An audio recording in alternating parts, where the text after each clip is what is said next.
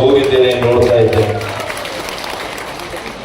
ಇವತ್ತು ಕಾಂಗ್ರೆಸ್ ಪಕ್ಷ ಅದೇನೋ ಮೈತ್ರಿ ಮಾಡ್ಕೊಂಡಿದ್ದಾರೆ, ಇಂಡಿ ಮೈತ್ರಿ ಅಂತ. ಇಂಡಿಯಾ ಅಂತಾರೆ ಇಂಡಿಯನ್.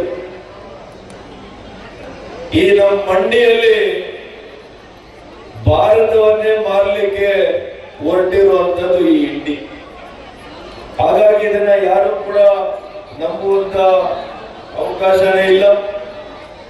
ಆದ್ರೆ ನಾನು ಇವತ್ತು ಹೇಳ್ತಾ ಇದ್ದೀನಿ ಘಂಟಾಘೋಷವಾಗಿ, ಜಾತ್ಯತೀತ ಜನತಾದಳ ಭಾರತೀಯ ಜನತಾ ಪಕ್ಷದ ಮೈತ್ರಿ ಈ ರಾಜ್ಯದಲ್ಲಿ ಎಲ್ಲಿವರೆಗೂ ಇರುತ್ತೆ ಅಲ್ಲಿವರೆಗೂ ಕೂಡ ಶಾಶ್ವತವಾಗಿ ಕಾಂಗ್ರೆಸ್ ವಿರೋಧ ಪಕ್ಷದಲ್ಲಿ ಇರುತ್ತೆ. ಅದರಲ್ಲಿ ಯಾರಿಗೂ ಕೂಡ ಅನುಮಾನ ಬೇಡ.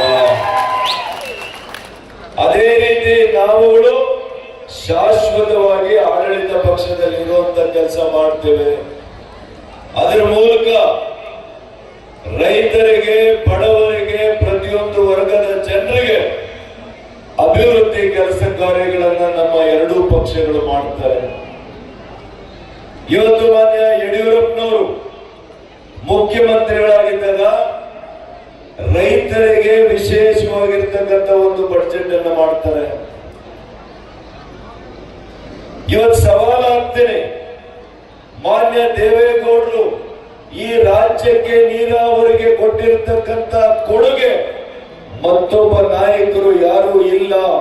ಯಾರಾದರೂ ನೀರಾವರಿಗೆ ಈ ರಾಜ್ಯದಲ್ಲಿ ಇಷ್ಟು ಕೊಡುಗೆ ಕೊಟ್ಟಿದ್ರೆ ಅದು ಮಾನ್ಯ ದೇವೇಗೌಡರು ಅಂತ ನಾವು ಹೇಳ್ಬೇಕಾಗ್ತದೆ. ಅದೇ ರೀತಿ ಕುಮಾರಣ್ಣವರಿಗೆ ಅವಕಾಶ ಸಿಕ್ಕಾಗೆಲ್ಲ ಏನೋ ನೆನ್ನೆ ಅವ್ರ ಮೇಲೆ ಅಪಪ್ರಚಾರ ಮಾಡಕ್ಕೆ ಪ್ರಾರಂಭ ಮಾಡಿದ್ದಾರೆ. ಮಹಿಳೆಯರ ಬಗ್ಗೆ ಏನು ಹೇಳಿಬಿಟ್ರು ಅಂತ. ಅಲ್ರಿ, ಮಹಿಳೆಯರಿಗೆ ಒಳ್ಳೇದಾಗಬೇಕು ಈ ರಾಜ್ಯದಲ್ಲಿ ಅಂತ ಹೇಳಿ ಸಾರಾಯಿ ನಿಷೇಧವನ್ನ ಮಾಡಿದಂತ ಯಾವ್ದಾದ್ರು ಗಂಡುಗಲಿ ಮುಖ್ಯಮಂತ್ರಿ ಅವತ್ತಿದ್ರೆ ಅದು ಕುಮಾರಣ್ಣವರು. ರೈತರ ಮೈತ್ರಿ ಸರ್ಕಾರದ ಮುಖ್ಯಮಂತ್ರಿಗಳಾಗಿದ್ದಾಗ ಕೂಡ ರೈತರ ಸಾಲವನ್ನ ಮನ್ನಾ ಮಾಡಿದಂತವರು ಕೂಡ ಮಾನ್ಯ ಮಾಜಿ ಮುಖ್ಯಮಂತ್ರಿಗಳು ಕುಮಾರಣ್ಣವರು. ಇಂಥವರು ಮಹಿಳೆಯರ ಬಗ್ಗೆ ಎಂದೂ ಕೂಡ ಕೆಟ್ಟದ್ದು ಮಾತಾಡಕ್ ಸಾಧ್ಯ ಇಲ್ಲ. ಕಾಂಗ್ರೆಸ್ನವ್ರಿಗೆ ಹೇಳ್ಕೊಳ್ಳಕ್ಕೆ ಸಾಧನೆಯ ಸರ್ಕಿಲ್ಲ.